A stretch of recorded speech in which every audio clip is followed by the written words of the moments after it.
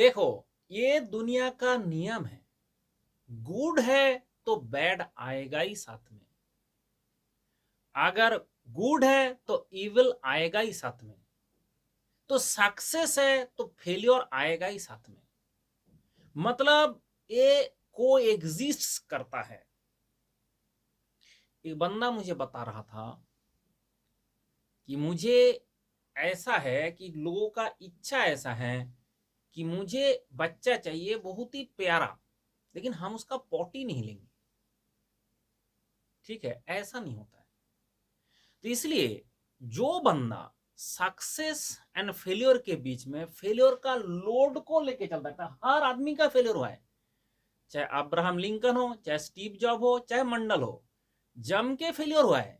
अब वो फेलियर का लोड को इकट्ठा कर करके आप उस फेलियर का लोड से क्रैश हुए हो कि उस फेलियर से क्यों हुआ है उसका सीख लिया एंड उसका जो प्रॉब्लम था उसको सॉल्यूशन किया, सॉल्यूशन करके आगे बढ़ता रहा।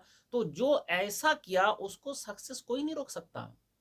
और जो ऐसा है सिर्फ खुद का लोड नहीं, कभी कभी तो बंदा मेरा पिताजी का इससे फेलियर हुआ था, मेरा फूफा का इससे फेलियर था, चाचा का ऐसे हुआ था, पूरा दुनिया का मोहल्ले का काजिन का जिस जिसका उसमें फेलियर हुआ था, सारा का लोड इकट्ठा करके अपना सिर पे लेके चलता है, वो क्रैश हो ही जाएगा।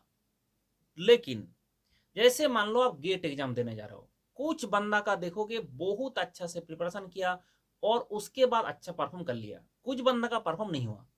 अब वो परफॉर्म जिसका नहीं हुआ वो ये नहीं समझ रहा है कि मेरा फेलियर का कारण क्या है और किस कारण से मेरा फेलियर हुआ है, उसको एनालाइज करके उसको खत्म करना होता है।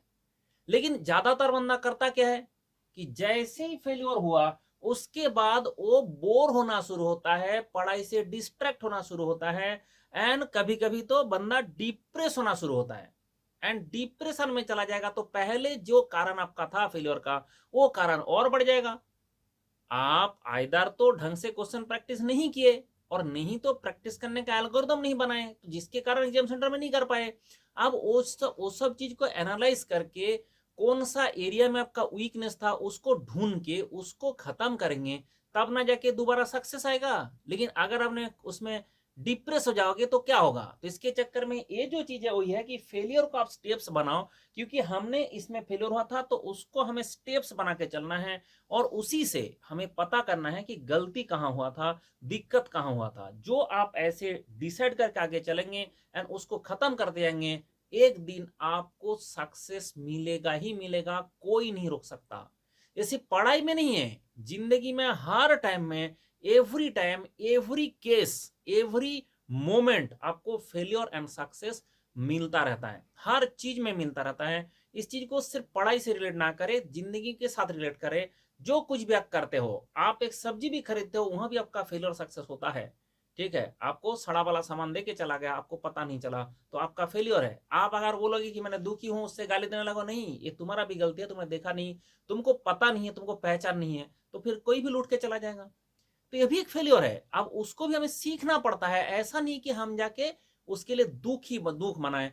तो इसलिए क्या होता है कि जैसे मैं धोनी से भी मिला था, उन्होंने भी ये बात बोला कि मेरा खानदान में कोई भी क्रिकेटर तो था नहीं, और अगर हमने ऐसे सोचते कि मेरा खानदान में कोई नहीं है, ठीक है, और कुछ कुछ लोगों ने प्रयास भी किया था, कुछ हुआ भी नहीं था, तो उस फेलियर को लेके अगर ऐसे बोझ लेके हम चलते हैं तो फेल ही हो जाते हैं। तो इसलिए क्या होता है कि किसी भी दूसरे का फेलियर का लोड आपके ऊपर आने मत देना।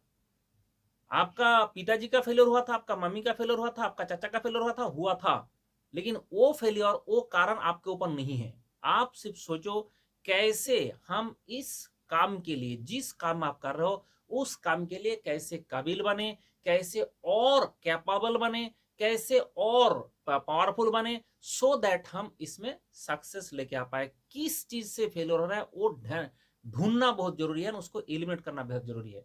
इसलिए good and evil, good and bad, success and failure, ये हमेशा रहता है। जो उसको लेके चल सकता है वो सक्सेसफुल है, और जो उसका लोड लेके आता है वो अनसक्सेसफुल है, वो डिप्रेस्ड है।